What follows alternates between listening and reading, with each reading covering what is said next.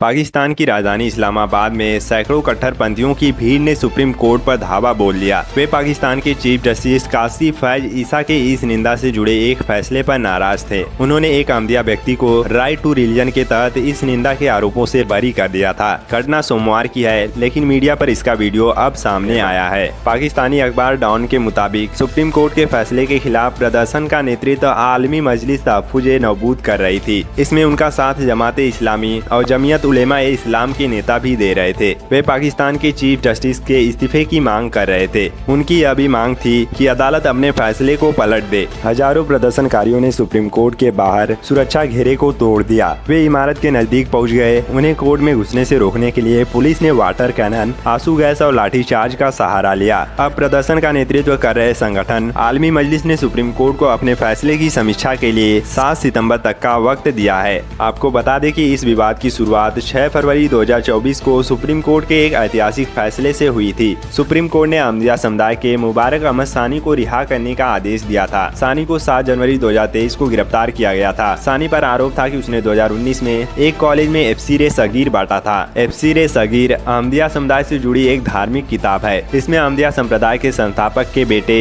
मिर्जा बशीर अहमद ने कुरान की व्याख्या अपने हिसाब से की है। सानी को कुरान एक्ट 2021 के तहत गिरफ्तार किया गया था। सानी ने अदालत में दलील दी कि उसे जिस एक्ट के तहत सजा दी जा रही है वह 2019 में था ही नहीं। वह तब अपने धर्म से जुड़ी किताब का प्रचार करने के लिए आजाद था। सुप्रीम कोर्ट ने सानी की दलील पर सहमति जताई और उसे रिहा कर दिया। अदालत के इस फैसले पर शुरुआत में कोई खास रिएक्शन नहीं देखा गया, लेकिन एक कट्टरपंथी संगठन तहरीक-ए-लब्बैक पाकिस्तान TLP ने इसे भुनाना शुरू किया। उन्होंने अदालत के फैसले के खिलाफ सोशल मीडिया पर अभियान चलाया। जगह जगह प्रदर्शन शुरू होने के बाद सुप्रीम कोर्ट ने इस मामले को लेकर 24 जुलाई को अपनी सफाई दी। सुप्रीम कोर्ट ने कहा कि वे यह मानते हैं कि अहमदिया समुदाय धर्म भ्रष्ट है। वे खुद को मुसलमान नहीं कह सकते। वे अपने धार्मिक प्रचारों का प्रचार प्रसार अपनी मस्जिदों से बाहर नहीं कर सकते। लेकिन 6 फरवरी को दिया गया कि उनका फैसला कानून के मुताबिक सही था। वे किसी को भी उस अपराध की सजा नहीं दे सकते जो उसने किया ही नहीं। सानी ने जो किया वह 2021 से पहले अपराध नहीं था। सुप्रीम कोर्ट की इस सफाई ने गुस्से को और भड़काया। इससे पाकिस्तान के धार्मिक संगठन नाराज हो गए और उन्होंने इसकी अलग तरह से व्याख्या की। उन्होंने कहा कि अदालत ने यह माना है कि अहमदिया समुदाय अपनी मस्जिदों के बाहर धर्म का प्रचार प्रसार नहीं कर सकते। इसका मतलब यह है कि वे अपनी मस्जिद में अपने मजहब का पालन कर सकते हैं। कट्टरपंथियों का कहना था कि अहमदिया समुदाय को अपने घर, मस्जिद या कहीं भी किसी तरह से अपने मजहब की पूजा करने